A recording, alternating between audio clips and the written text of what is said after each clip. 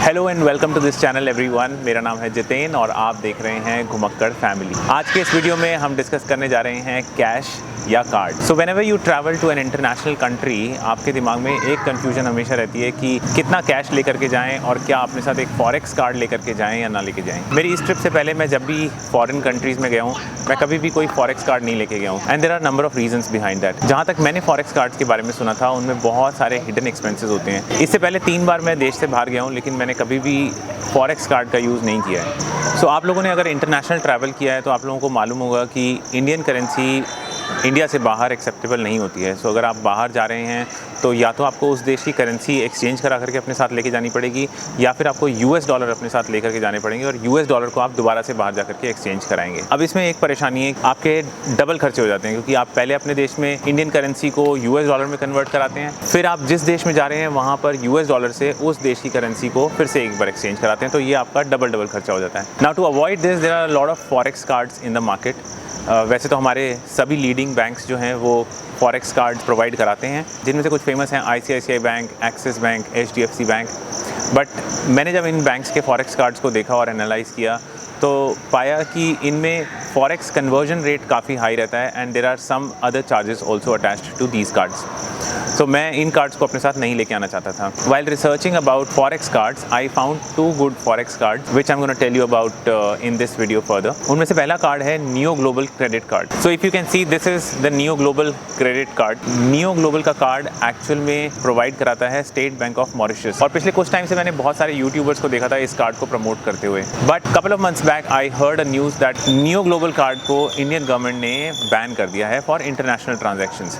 अब उससे खाली डोमेस्टिक ट्रांजैक्शंस ही हो सकती हैं। So when I heard this, I was about to apply for this card, but when I heard this it was a setback. तो इस कार्ड को मैंने ऑलमोस्ट अपनी लिस्ट से बाहर कर दिया था। बट सडनली एक न्यूज़ आती है कि नियो ग्लोबल कार्ड ने एक क्रेडिट कार्ड रिलीज़ करा है। इस क्रेडिट कार्ड को भी आप नॉर्मल क्रेडिट कार्ड की तरह ही यूज़ कर सकते हैं, बट इस क्रेडिट कार्ड को यूज़ करने के लिए आपको पहले नियो ग्लोबल में एक फ़िक्स डिपॉजिट करानी पड़ेगी, और जितने अमाउंट की आप फ़िक्स डिपॉजिट कराएंगे उतना ही अमाउंट आपको क्रेडिट लिमिट के रूप में आपके कार्ड पे दे दिया जाएगा। अब इस बात को समझने में कई लोगों को कन्फ्यूजन्स भी हो जाती हैं कि अगर हमें किसी देश में जाना है और वहाँ पर हमें 1 लाख रुपए यूज़ करने हैं इस कार्ड को यूज़ करते हुए, तो क्या हमें 1 लाख रुपए की एफडी करानी पड़ेगी तभी हम 1 लाख रुपए इस कार्ड के थ्रू यूज़ कर पाएंगे।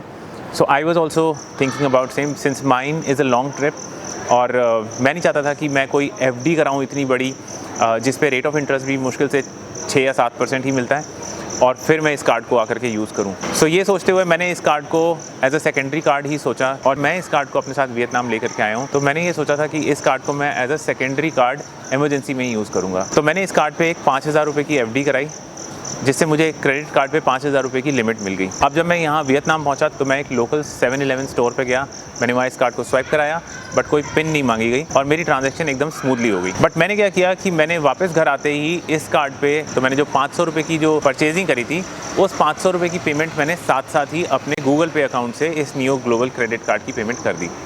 सडनली मेरे पास एक मैसेज आता है कि वो 500 रुपये मेरे नियो ग्लोबल क्रेडिट कार्ड में वापस से ऐड हो गए हैं और मेरी लिमिट फिर से 5,000 रुपये हो गई है। सो इसका मतलब है कि अगर आप नियो ग्लोबल कार्ड अपने साथ लेकर के आ रहे हैं और आप उसे स्वाइप कराते हैं और साथ ही साथ उसकी पेमेंट भी करते जाते हैं, तो आपकी लिमिट इंटैक्ट बनी रहेगी और आप इस कार्ड को जब तक चाहें तब तक यूज़ कर सकते हैं। So this was a good thing. So I would highly recommend Niyo global credit card.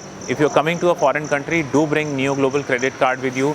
छोटी सी एक एफडी करा के आएँ, 5,000 या 10,000 रुपये की, या एटलीस्ट उतने अमाउंट की जितने की आप एक सिंगल ट्रांजैक्शन मैक्सिमम कर सकते हैं। अगर आप कोई सिंगल ट्रांजैक्शन 10,000 रुपये की करना चाहते हैं इस कार्ड के through, then I would suggest कि आप कम से कम इस कार्ड पे 10,000 रुपये की एफडी अपने साथ करा करके लाएं। अदरवाइज़ इस कार्ड को अगर आप डेली यूज़ करना चाहते हैं अपने छोटे मोटे खर्चों के लिए, 300, 400, 500, 1,000, 2,000 रुपये के लिए, देन आई वुड सजेस्ट कि आप जैसे जैसे कार्ड को यूज़ करें साथ साथ ही कार्ड की पेमेंट करते जाएँ, ताकि आपकी लिमिट वापस आपको मिलती रहे। तो दूसरा कार्ड जो मैं अपने साथ लेकर के आया हूँ, that is Thomas cook one currency card. इसकी एक एप्लीकेशन भी है, बॉर्डरलेस प्रीपेड कार्ड।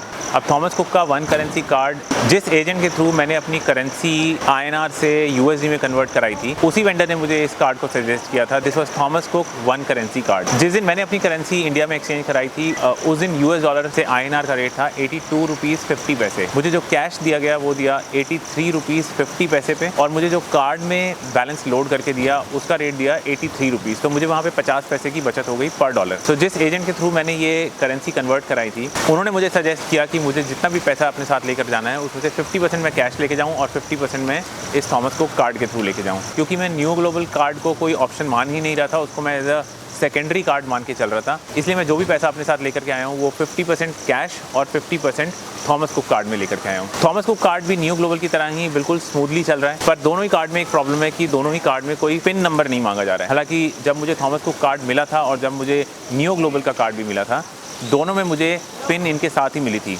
पर जहाँ भी मैं इन कार्ड्स को यूज़ कर रहा हूँ, दोनों ही कार्ड्स में कहीं पे भी पिन नहीं मांगी जा रही है। तो ये एक चैलेंज हो सकता है कि अगर आप इस कार्ड को गलती से कहीं मिसप्लेस कर दें और कोई इस कार्ड को यूज़ करना चाहे, तो वो इस कार्ड को बिना पिन की मदद से आराम से यूज़ कर सकते हैं और इन दोनों कार्ड पे फ्रॉड हो सकता है। दोनों ही कार्ड की अपनी अपनी एप्लीकेशंस हैं। न्यू ग्लोबल कार्ड की एप्लीकेशन थोड़ी ज़्यादा स्मूथ है और बहुत ज़्यादा रिस्पॉन्सिव है। आप जब भी पेमेंट करेंगे या स्वाइप करेंगे, सारी ट्रांजैक्शंस इमीडिएटली रियल टाइम में आपको आपकी ऐप पे दिखाई देंगी। बट थॉमस कुक की जो ऐप है उस पर ट्रांजैक्शंस को अपडेट होने में कई बार 2 से 3 दिन भी लग जाते हैं। तो मेरा एक फेयर सजेशन उन सभी लोगों के लिए जो इंडिया से बाहर घूमने आना चाहते हैं या आ रहे हैं, आपके ट्रैवल पे आपकी जितनी भी पैसे की रिक्वायरमेंट है, सबसे पहले बैठ करके उसको लिखें और देखें कि कौन से खर्चे कैश से हो सकते हैं और कौन से खर्चे कार्ड से हो सकते हैं। जनरली पूरी दुनिया में, अब मैं थर्ड वर्ल्ड कंट्रीज़ की तो बात नहीं कर रहा हूँ, but otherwise all the good countries that you are visiting to, वहाँ पर ये दोनों कार्ड्स ईजिली एक्सेप्टेबल होंगे। क्योंकि न्यू ग्लोबल का कार्ड वीज़ा और थॉमस कुक का कार्ड मास्टर कार्ड का एक कार्ड है, तो दोनों ही कार्ड वर्ल्ड वाइड एक्सेप्टेबल हैं। तो ऐसी सारी जगह हैं जहाँ पर आप कार्ड को स्वाइप करा सकते हैं। मेरा फेयर सजेशन रहेगा, आप जिन जगहों पे कार्ड के थ्रू पेमेंट कर सकते हैं वहाँ पे कार्ड से ही पेमेंट करें और कैश कम से कम अपने साथ लेकर के आएँ। All the taxi apps like Uber and grab, यहाँ पर भी ये कार्ड्स एक्सेप्टेबल हैं। सभी तरह के सुपरमार्केट स्टोर्स और 7-Eleven स्टोर्स पे ये कार्ड एक्सेप्टेबल हैं। काफ़ी जगहों पे आप जब अट्रैक्शंस की टिकट्स खरीदेंगे, वहाँ पर भी ये कार्ड्स एक्सेप्टेबल रहते हैं। तो only places where I feel you need cash is where card is not acceptable are local market, local fruit and vegetable market, या अगर आप कोई लोकल एक्टिविटी कोई करते हैं, सिर्फ वहाँ पर आपको कैश की ज़रूरत होने वाली है। तो my fair suggestion to all those travellers who are planning to visit abroad, आप लोग आराम से बैठें और सोचें कि कौन कौन सी जगह पे आप कैश यूज़ कर सकते हैं और कौन कौन सी जगह पे कार्ड से काम चल सकता है, एंड अकॉर्डिंगली अपने साथ कैश या कार्ड लेकर के आएँ। ये था हमारा आज का वीडियो। आई होप आपको ये वीडियो अच्छा लगा हो। अगर ये वीडियो आपको अच्छा लगा हो तो इस वीडियो को लाइक और हमारे चैनल को सब्सक्राइब ज़रूर करें। अब हम आपसे मिलेंगे अपने अगले वीडियो में। Till then, stay safe, stay happy and keep travelling.